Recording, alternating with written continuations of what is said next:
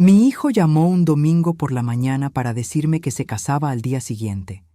En esa misma llamada, me informó que había sacado todos mis ahorros y vendido mi casa.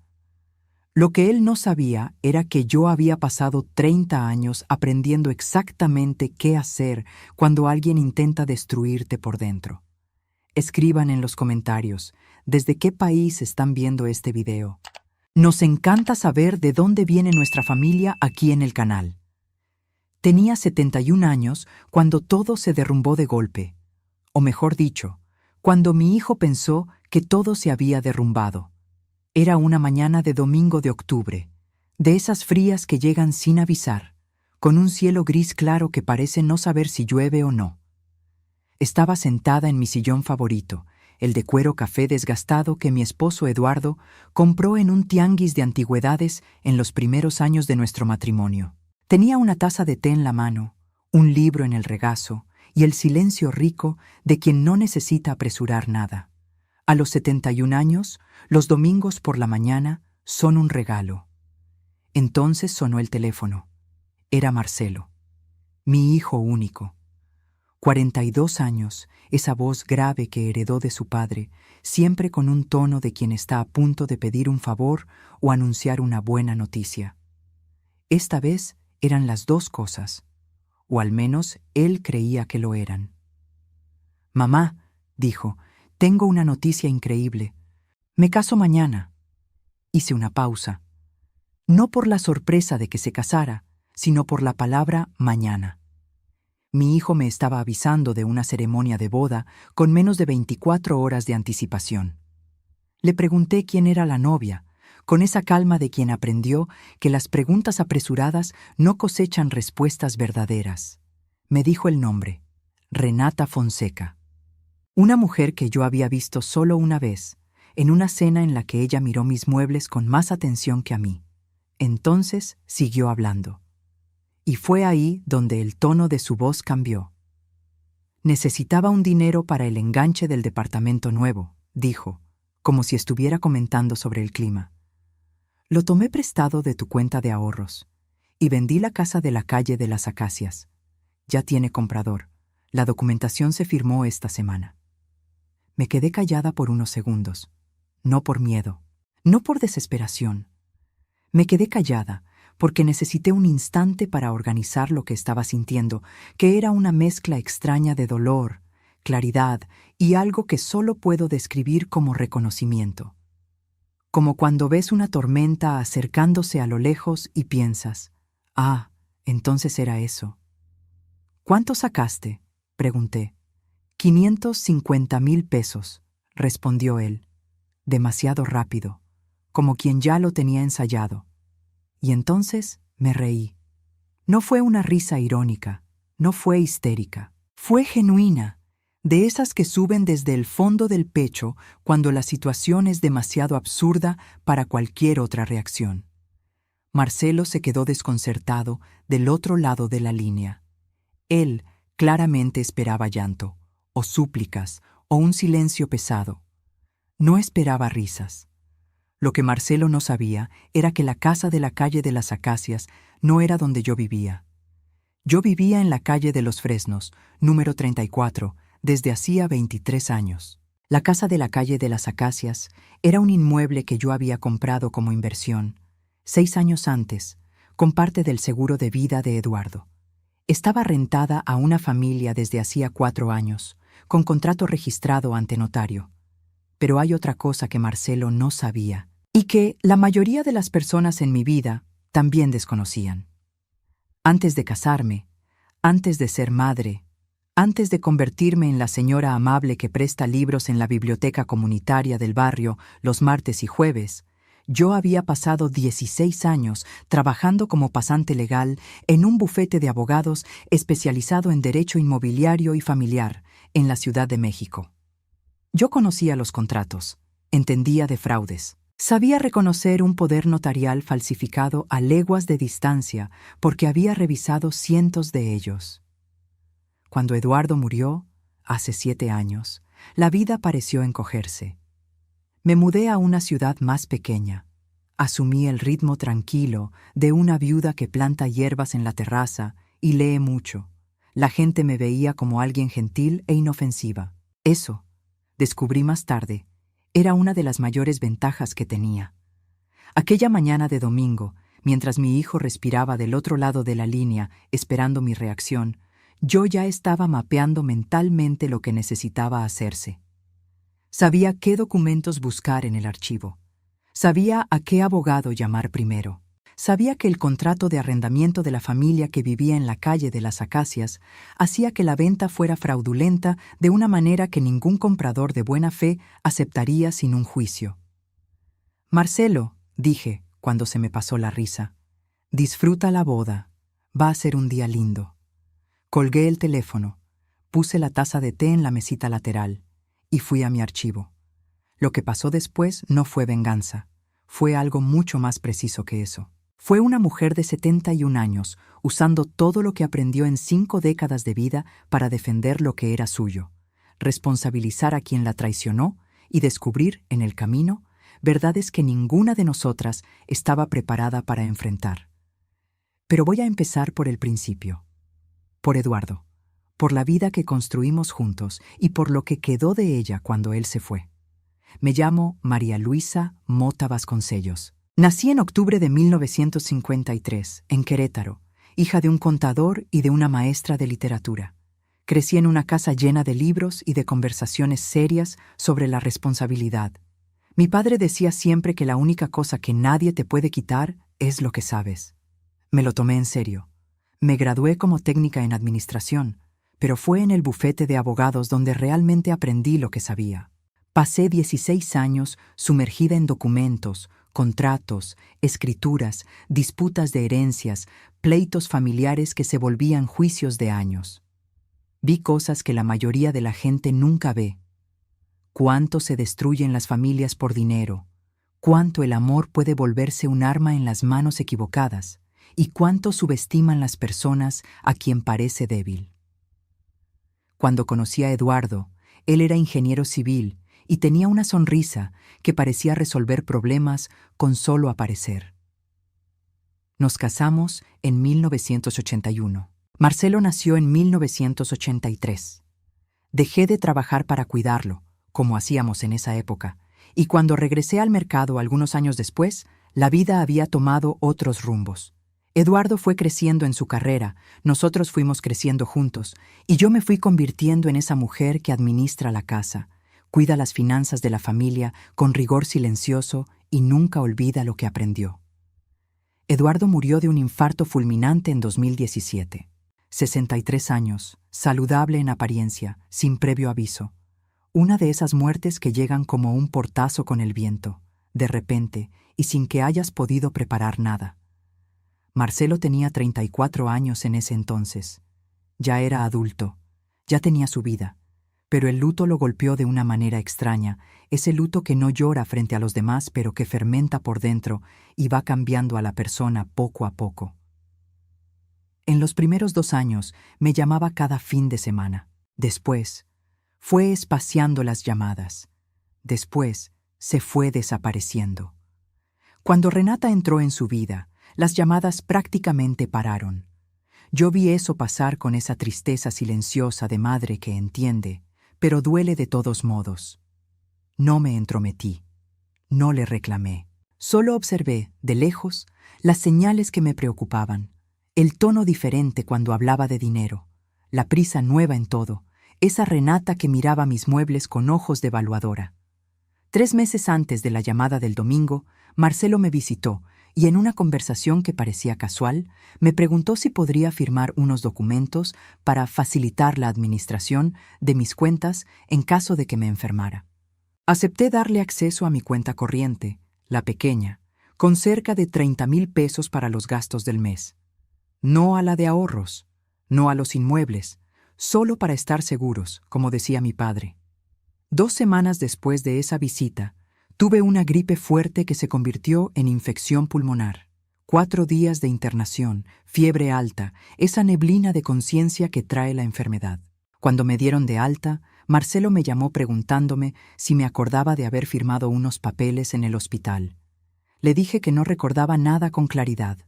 Dijo que era normal, que había firmado unos formularios con una notaria, que era solo un trámite. Debía haber contratado a un abogado en ese momento. Pero él era mi hijo. Y todavía había, dentro de mí, esa madre que prefiere creer. Ese fue mi mayor error.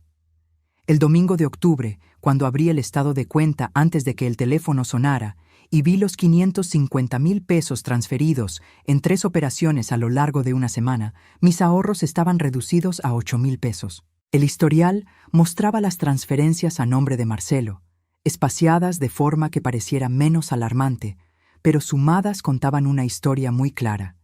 Y entonces llamó él, para completar el cuadro. En ese momento, mientras todavía sonreía sola en el sillón de cuero café de Eduardo, tuve que tomar una decisión. Podía hacer lo que él esperaba que hiciera: entrar en crisis, llamar pidiendo explicaciones, amenazar y retractarme, llorar y perdonar una vez más.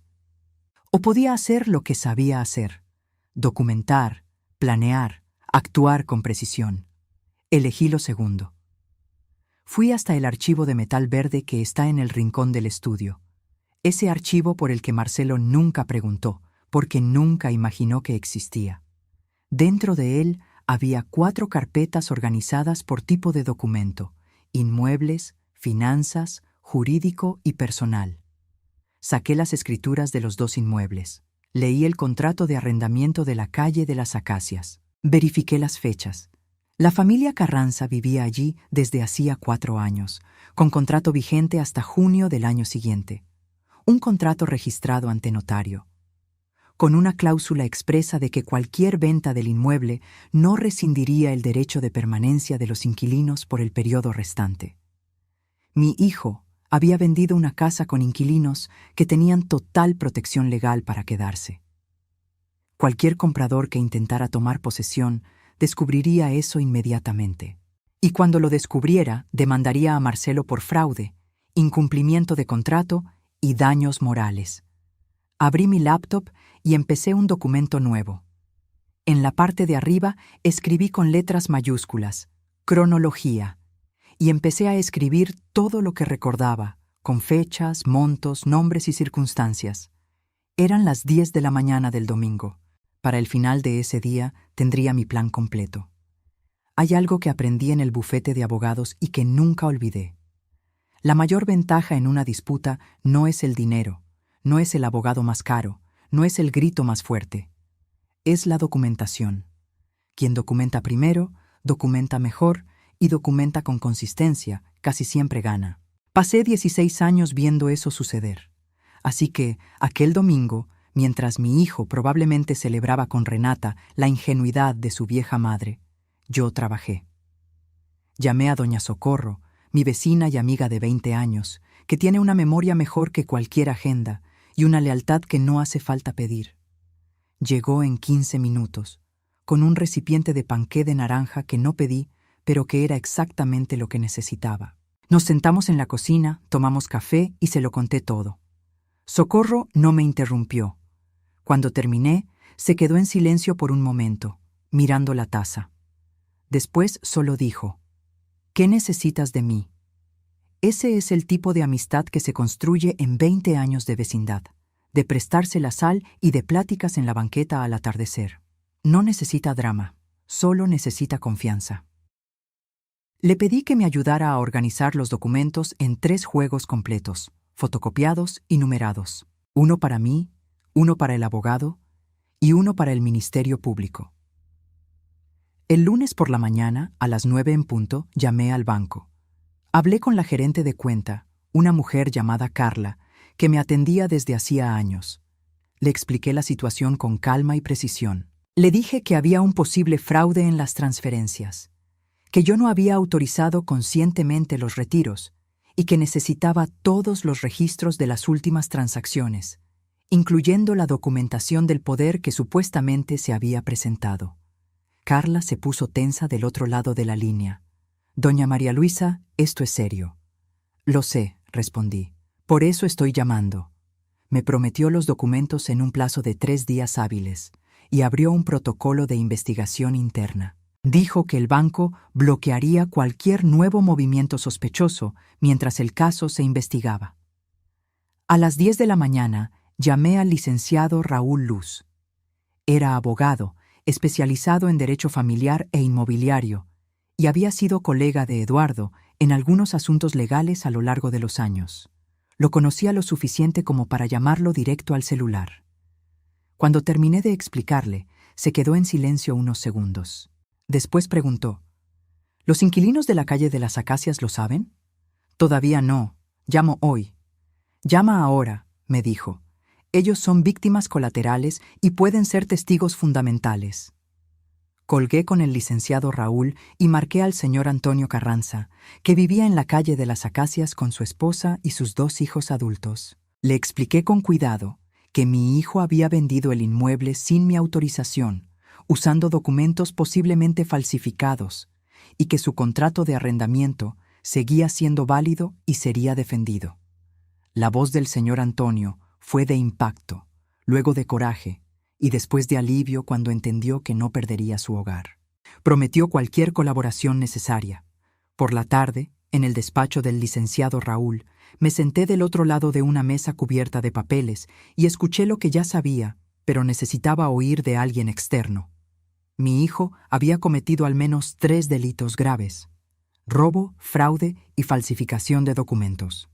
El poder presentado al banco y al registro público era nulo porque yo estaba con fiebre alta cuando lo firmé, lo que comprometía mi capacidad de consentimiento, y la notaria que supuestamente habría autenticado el documento tendría que ser investigada. ¿De verdad quiere hacer esto?, me preguntó el licenciado Raúl, mirándome con esa honestidad directa que yo apreciaba en él. Es su hijo. Enfrenté la pregunta con seriedad, como se merecía. Es mi hijo, acepté. Y precisamente por eso necesita entender que lo que hizo tiene consecuencias. Si lo encubro, no lo estoy protegiendo. Estoy garantizando que lo vuelva a hacer. Pasamos 2 horas armando el caso. Cuando salí de ahí, ya había un reporte abierto en el banco, una investigación en curso en el registro público de la propiedad y una cita en la fiscalía para el día siguiente. Esa noche, Marcelo mandó un mensaje. Mamá, me llamaron del banco preguntando por las transferencias. Diles que tú autorizaste todo, ¿va? Me quedé mirando el mensaje por un largo rato. Entonces escribí de vuelta: Buenas noches, Marcelo. Y guardé el teléfono. Lo que sentía en ese momento no era coraje puro, era algo más complejo y más pesado. Era el dolor de ver a alguien que criaste, a quien alimentaste, educaste y amaste. Convertirse en una persona que mira a su propia madre y solo ve un estorbo, un recurso que explotar, una debilidad de la cual aprovecharse. Recordé cuando Marcelo tenía 7 años y se cayó de la bicicleta en la banqueta y me quedé a su lado en el cemento caliente hasta que dejó de llorar, sin prisa alguna, sin ningún lugar mejor donde estar. Recordé cuando tenía 16 y me contó, con vergüenza, que había copiado en un examen, y no le grité, solo le dije que tendría que resolver eso con el profesor, y lo resolvió. ¿Dónde estaba ese niño? ¿Cuándo fue que decidió que el atajo era mejor que el camino?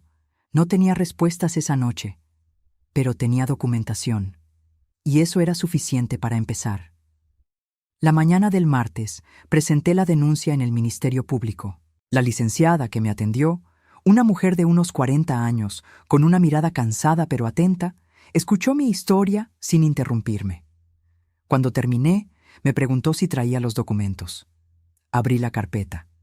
Todos los estados de cuenta, las escrituras, el contrato de arrendamiento, la copia del poder sospechoso, el historial de las transferencias con fechas y montos. La licenciada lo hojeó todo en silencio. Después me miró con una expresión que era casi de respeto. «Usted se preparó muy bien», dijo. «Pasé 16 años en un despacho de abogados», respondí. «Se aprende». La investigación se abrió ese mismo día. Lo que siguió fue una semana intensa de llamadas, reuniones y esperas. El banco confirmó las irregularidades en las transferencias en 4 días. El registro público identificó que el sello del notario pertenecía a una profesional cuya licencia había expirado 2 meses antes de la fecha registrada en los documentos. La familia que había comprado la casa de la calle de las Acacias, los señores Ortega, fueron comunicados y reaccionaron con horror. Habían puesto todos sus ahorros en el enganche. Estaban destrozados. Llamé a Débora Ortega personalmente. Contestó con la voz temblorosa, esperando lo peor. Le dije que el contrato de compraventa sería anulado, que su dinero les sería devuelto y que, cuando los inquilinos se salieran al final del contrato, si ella todavía quería la casa, se la vendería al mismo precio que ella había pactado. Se quedó en silencio por un momento. Después dijo: «Usted no tenía por qué hacer eso». «Sí tengo», respondí. «Su familia no hizo nada malo». Marcelo se casó un lunes por la mañana, en una ceremonia pequeña en un jardín de eventos por la zona de San Ángel. Me invitó por mensaje la noche anterior, con esa confianza de quien cree que su mamá va a aparecer sonriendo sin importar lo que haya pasado. Y aparecí, con un vestido azul, el cabello arreglado y un pequeño regalo envuelto con esmero. Dentro del regalo había una foto vieja. Eduardo, Marcelo con 3 años y yo en el parque de Chapultepec un día de sol. En el reverso escribí: «Para que siempre recuerdes de dónde vienes. Con amor, mamá». El lugar estaba decorado con flores blancas y arreglos caros que reconocí por el precio, porque Eduardo me enseñó a apreciar la calidad y aprendí a reconocerla cuando se compra con dinero que no es de quien está pagando. Había champaña francesa, pastel de 4 pisos, una decoración que fácilmente costaba unos 200,000 pesos. Mis 200,000 pesos. Renata estaba guapa, con ese tipo de belleza que exige mantenimiento constante y que, de cerca, parece un poco harta de sí misma.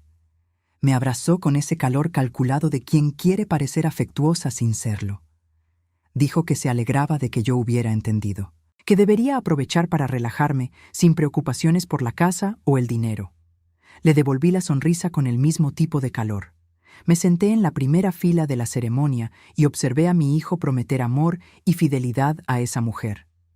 Lo hice con atención genuina, no con amargura, porque por más que me doliera, ese seguía siendo mi hijo. Y necesitaba guardar bien la imagen de ese momento, porque sería su último día feliz en mucho tiempo. Durante la recepción, caminé por el salón con cuidado, platiqué con gente que no conocía, tomé champaña que no bebí y me tomé fotos que sabía que nunca revelarían nada de lo que estaba pasando bajo la superficie. A las 3 de la tarde, mi teléfono vibró. Un mensaje del licenciado Raúl. El registro confirmó fraude en el sello del notario. Los Ortega ya fueron notificados. La fiscalía abrió investigación formal. Lo tenemos. Guardé el teléfono en la bolsa. Miré a Marcelo, que bailaba con Renata bajo una lluvia de pétalos, sin la menor idea de lo que estaba pasando. Me fui antes de que partieran el pastel. Abracé a mi hijo, le deseé felicidad con toda la sinceridad que pude reunir y salí por el pasillo del salón sin mirar atrás. En el coche, en el silencio, lloré un poco. No de coraje, de luto. Por el hijo que tenía antes de todo esto, o tal vez por el hijo que nunca existió de la forma en que lo imaginé. Después me sequé los ojos, encendí el motor y me fui a casa. Socorro me estaba esperando con una botella de vino abierta y una expresión que no necesitaba palabras. «¿Cómo estuvo?», preguntó. «Caro», respondí, «caro y muy bonito». Ella se rió. Yo también. Nos quedamos hasta tarde organizando la documentación final, separando cada comprobante, cada estado de cuenta, cada contrato en orden cronológico perfecto. Trabajamos bien juntas, como siempre, con esa eficiencia silenciosa de quien conoce los hábitos del otro. Esa noche, antes de dormir, me quedé pensando en Eduardo, en cómo sería él en ese momento. Era un hombre que creía en las consecuencias, pero también en las segundas oportunidades. Decía que el castigo sin posibilidad de redención era solo crueldad disfrazada de justicia. Tendría que recordar eso cuando llegara la hora. Aparecieron en mi puerta una noche fría, una semana después de la boda. Sin avisar, sin llamar, Simplemente tocaron con esa intimidad agresiva de quien cree que tiene derecho a entrar. Marcelo traía la cara desencajada y los ojos rojos de quien no ha dormido bien. Renata tenía esa expresión que yo ya había aprendido a reconocer, el cálculo bajo el barniz. Entré a la sala y los dejé pasar, sin decir nada. Marcelo fue directo al punto. El banco le había bloqueado las cuentas. El registro había congelado la venta de la calle de las Acacias. Estaba recibiendo llamadas de abogados y de la policía. «¿Qué hiciste?», preguntó. Me quedé de pie, de espaldas a la ventana, con esa luz débil de noviembre entrando por detrás. Le dije que había hecho lo que se tenía que hacer, que el poder era fraudulento, que la venta era ilegal, que las transferencias habían sido reportadas al banco. Renata dio un paso al frente. Dijo que yo ya estaba vieja y no podía administrar mis propias cosas, que ellos solo estaban ayudando, que si seguía con eso, ellos tendrían formas de hacerme la vida muy difícil. Iban a decirle a todos que yo tenía pérdida de memoria, que no era capaz de tomar decisiones sola. Iban a pedir una interdicción judicial por incapacidad. Escuché todo en silencio. Hay algo que años de trabajo legal te enseñan. Cuando la otra parte empieza a amenazar, es porque tiene miedo.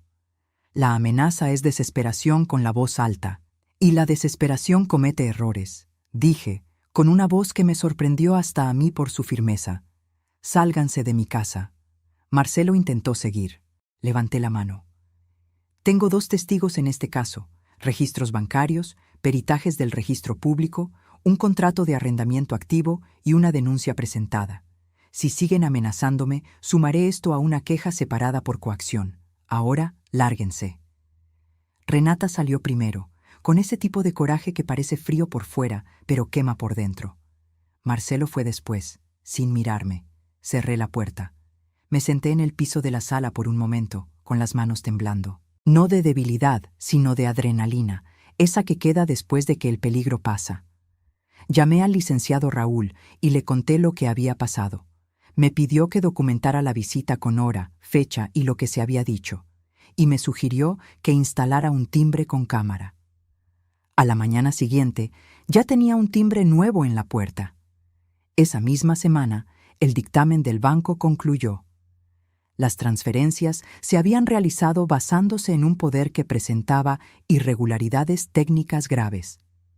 La firma de la notaria era de una profesional que había cancelado su registro 2 meses antes de la fecha impresa en el documento, y mi firma, analizada por un perito grafoscópico, mostraba características compatibles con un estado alterado, trazo tembloroso, presión irregular, sin la consistencia de mi caligrafía normal. Las evidencias eran contundentes. El caso estaba armado. Lo que me faltaba entender era el porqué. No el porqué superficial, no el necesitaba el dinero. El porqué real, el que queda debajo de todo. Lo descubrí 3 semanas después, de una forma que no esperaba. Una mañana de noviembre, mientras organizaba libros en la biblioteca comunitaria donde trabajaba como voluntaria los martes y jueves, mi teléfono mostró un mensaje de una dirección de correo que no reconocía. El asunto decía: «Usted debería saber la verdad sobre Marcelo». Leí ese mensaje sentada en una silla entre estantes de novelas policíacas, lo cual me pareció adecuado.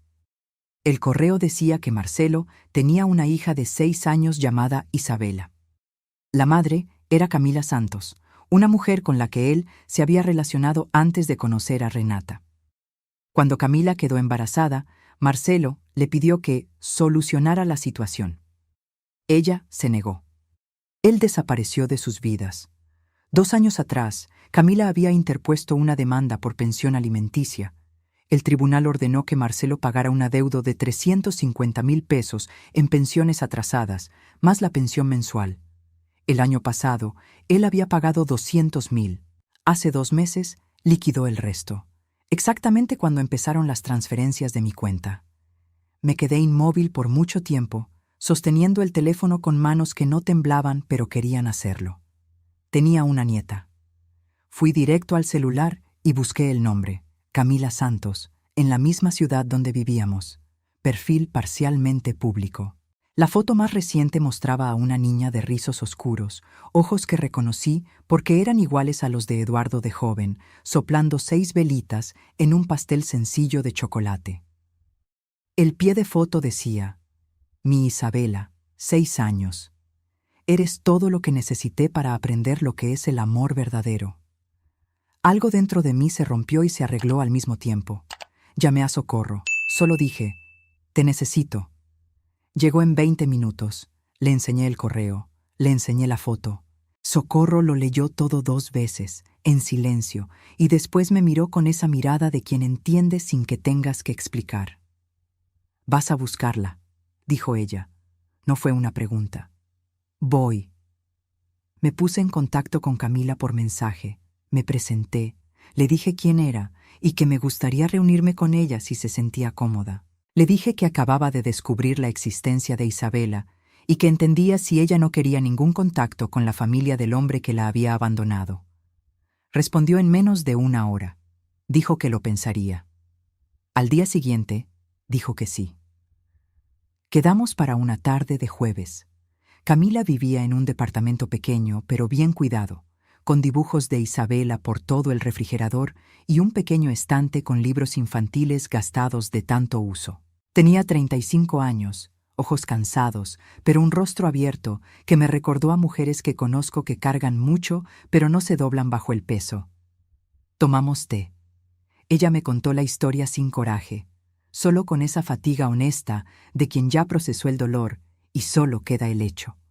Cuando Isabela llegó de la escuela, con su mochila rosa en la espalda y un dibujo de un gato en la mano, se detuvo en la entrada de la sala al ver a una extraña. Me miró con esa seriedad total de los niños que aún no aprenden a fingir. «¿Tú quién eres?», preguntó. «Soy la abuela de tu papá», respondí. Se quedó pensando un momento. Después me preguntó si quería ver el dibujo del gato. Le dije que quería mucho verlo. Me fui de esa casa con el corazón partido y también más entero de lo que había estado en años.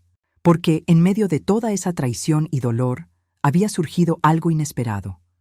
Una niña de rizos oscuros que dibujaba gatos y no tenía idea de cuánto había cambiado mi vida solo por existir. La audiencia preliminar fue una mañana fría de noviembre. Llegué con el licenciado Raúl, la documentación completa y esa calma que no es ausencia de sentimiento, sino presencia de claridad. Marcelo estaba ahí con su abogado defensor, un hombre bien vestido, especializado en delitos de cuello blanco. Renata no había ido. Había presentado una solicitud de anulación de matrimonio la semana anterior. Mi hijo parecía 10 años mayor que en la ceremonia de la boda, hacía apenas un mes. Ojeras profundas, expresión de quien no duerme, una tensión en los hombros que reconocí porque era la misma que veía en Eduardo cuando un proyecto salía mal.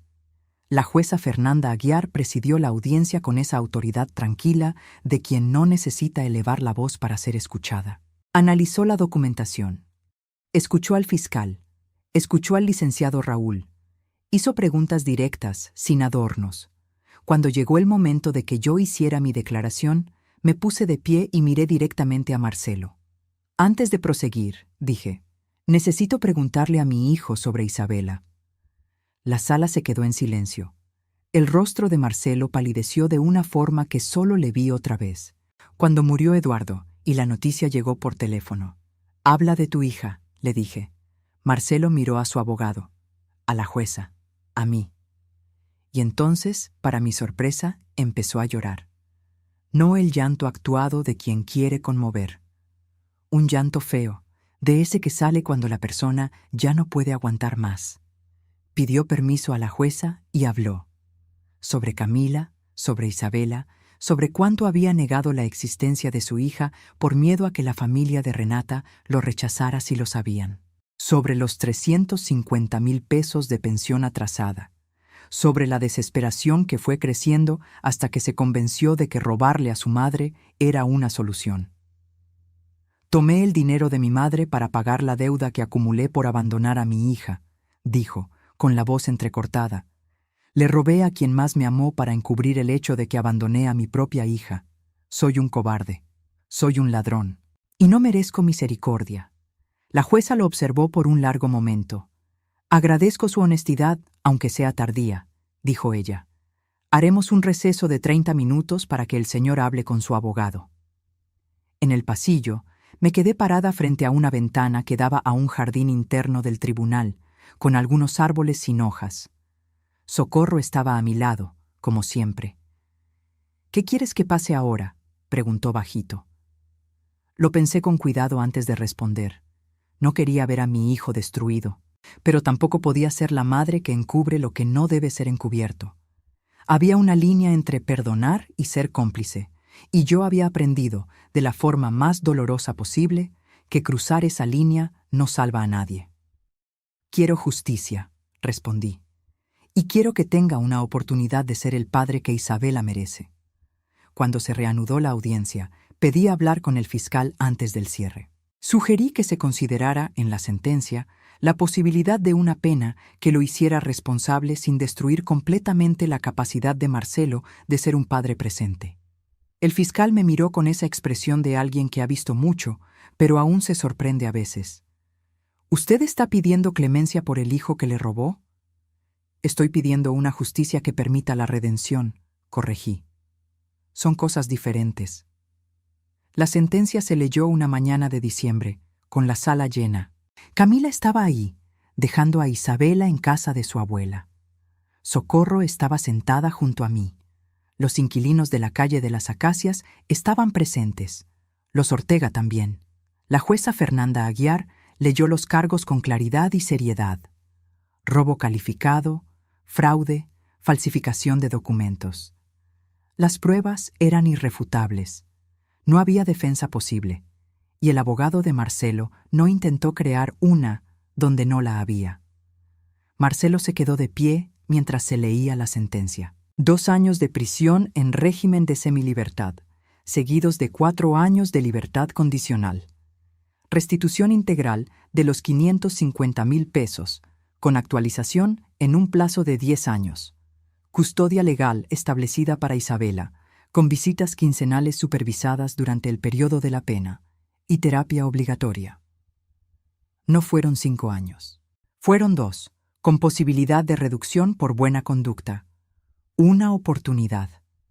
Marcelo salió de la sala con las esposas puestas y el rostro mojado de lágrimas. Antes de que se lo llevaran, se dio la vuelta y me miró por un segundo. No dijo nada, pero era una mirada que yo conocía. Era la misma del niño de 7 años que se había caído de la bicicleta y necesitaba que me quedara a su lado hasta que el dolor pasara. Esta vez no pude quedarme. Pero hice un pequeño gesto con la cabeza que decía: «Lo sé, aquí estoy, tienes que hacer esto solo». Esa noche fui al departamento de Camila. Llevé un esqueje de rosal del jardín de mi casa, enraizado en una maceta de barro. Ella me recibió en la puerta con los ojos cansados, pero aliviados. Isabela apareció en pijama de unicornio, desconfiada y curiosa al mismo tiempo. «La abuela otra vez», dijo. «La abuela otra vez», acepté. «¿Te vas a quedar a cenar?».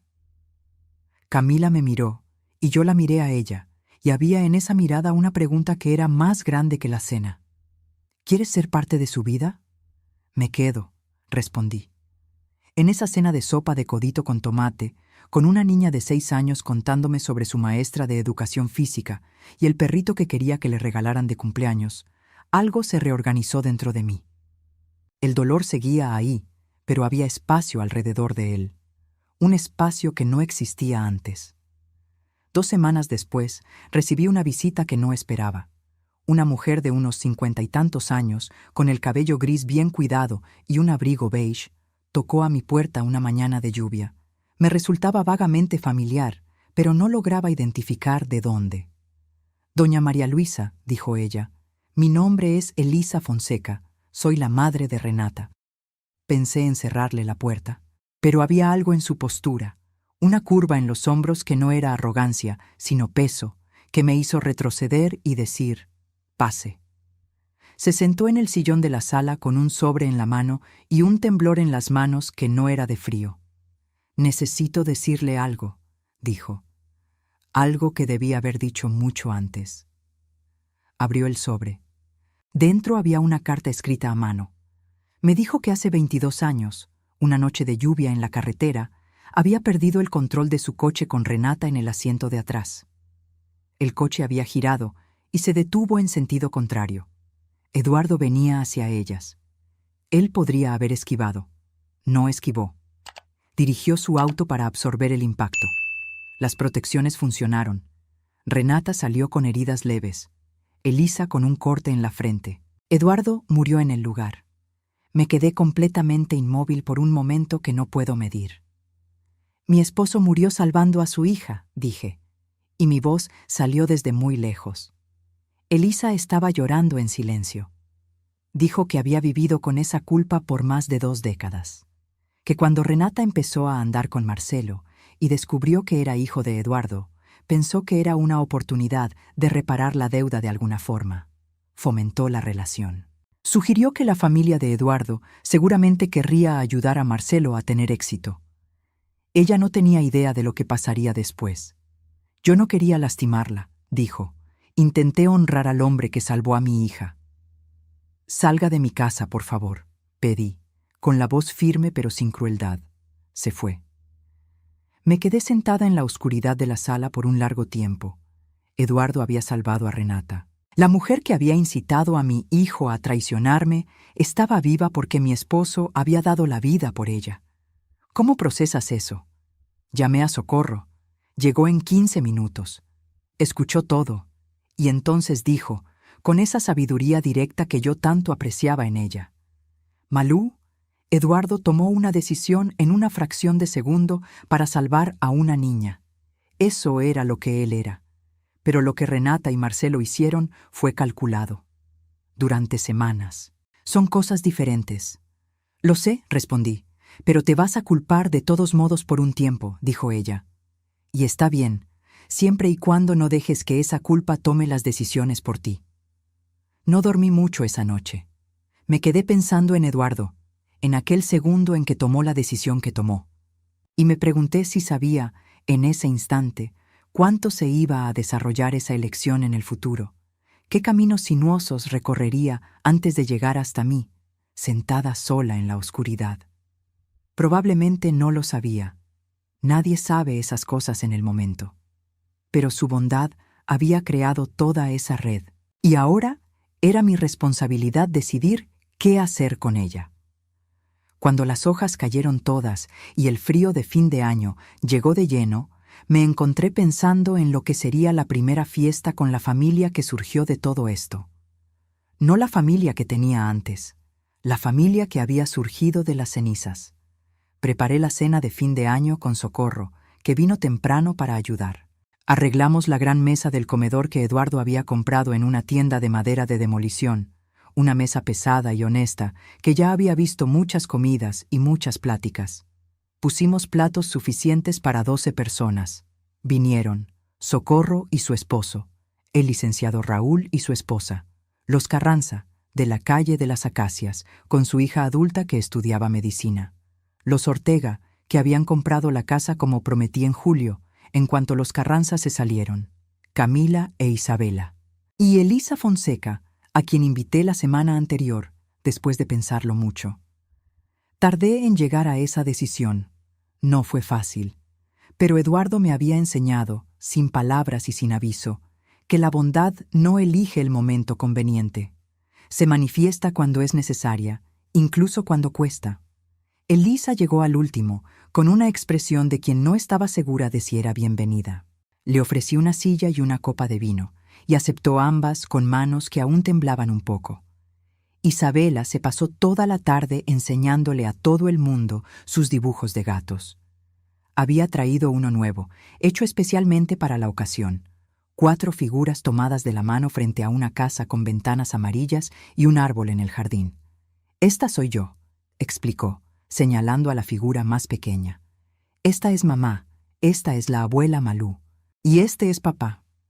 Le pregunté dónde estaba papá ahora. Lo pensó un momento, con esa seriedad de 6 años. Mamá dijo que se fue a un lugar especial a aprender a ser un papá de verdad, y que cuando salga me va a visitar cada fin de semana. «Tu mamá es muy sabia», dije. Ya sé, aceptó ella, sin falsa modestia. Marcelo me había enviado una carta desde el reclusorio la semana anterior. Una carta de 3 páginas, escrita a mano con esa letra irregular que siempre fue la suya. Pedía perdón, pero no de la forma en que pide quien quiere ser perdonado sin cambiar nada. Pedía perdón describiendo lo que había entendido sobre cada elección que hizo, sobre la mentira que fue creciendo, sobre el miedo que se volvió cobardía y la cobardía que se volvió delito. Al final de la carta había una frase que leí varias veces. Quiero ser el hombre que fue el abuelo Eduardo. No sé si lo logre, pero lo voy a intentar todos los días que me queden. Puse la carta en el archivo verde, junto con los otros documentos. Pero esta carpeta no tenía etiqueta de delito. Esta era la carpeta de las cosas que importaba guardar por razones diferentes. Antes de la cena, me puse de pie en la cabecera de la mesa. Todos se callaron. Tengo 71 años, empecé. Hace 2 meses pensé que lo había perdido todo, el dinero, la seguridad, al hijo. Pero lo que realmente perdí fue la ilusión de que el amor sin límites es una forma de protección. No lo es. Es una forma de abandono, de nosotros mismos. Miré a Camila e Isabela, a Elisa, que no levantaba la vista del plato. Aprendí que responsabilizar a quienes amamos es lo opuesto a abandonarlos. Es el acto más difícil de amor que existe. Y aprendí que la familia no es un apellido. Es quien aparece, quien se queda, quien hace el trabajo. Miré alrededor de la mesa. Rostros marcados, pero presentes. Historias complicadas, pero honestas. Eduardo solía decir que la medida de una vida no es lo que acumulas, sino lo que das. Él lo demostró en una fracción de segundo, en una carretera lluviosa, sin público, sin reconocimiento, sin tiempo para pensarlo 2 veces. Elisa levantó la vista. Hoy, espero haber hecho justicia a eso. Elegí la justicia en lugar de la venganza. Elegí la verdad en lugar de la comodidad. Y gané una nieta que dibuja gatos extraordinarios. Isabela levantó su dibujo en el aire con orgullo. Todos se rieron. El tipo de risa que ocurre cuando la tensión pasa y lo que queda es solo vida. Por la familia que elegimos, dije, levantando mi copa. 12 copas se levantaron al mismo tiempo. Más tarde, después de que todos se fueron y la cocina estaba limpia, me senté sola en el jardín con un rebozo sobre los hombros y el frío de diciembre haciéndome compañía. Las estrellas estaban tímidas tras una neblina fina. Pensé en Eduardo, en cuánto le habría gustado Isabela, en cuánto ella lo habría adorado, porque los niños reconocen la bondad verdadera cuando la ven, incluso sin saber nombrarla. Mi teléfono vibró. Un mensaje de Marcelo. Gracias por no rendirte conmigo, mamá. Te amo. Respondí. Nunca me rendí contigo. Me rendí de protegerte de tus propias elecciones. Hay una diferencia. Yo también te amo. Guardé el teléfono. Escuché el silencio del jardín. A los 71 años, había aprendido cosas que no están en ningún manual. Que el amor verdadero a veces duele más que la traición, porque exige que actúes cuando solo quieres llorar. Que la familia es una construcción continua, no un dato fijo. Que los secretos que guardamos para proteger a las personas frecuentemente las destruyen más de lo que la verdad lo haría.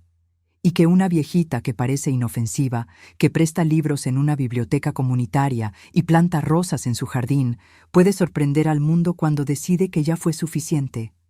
Me quedé mirando las estrellas por un largo rato, y entonces entré a la casa, apagué las luces de la sala, y me fui a dormir con esa paz específica de quien cumplió con lo que debía hacerse.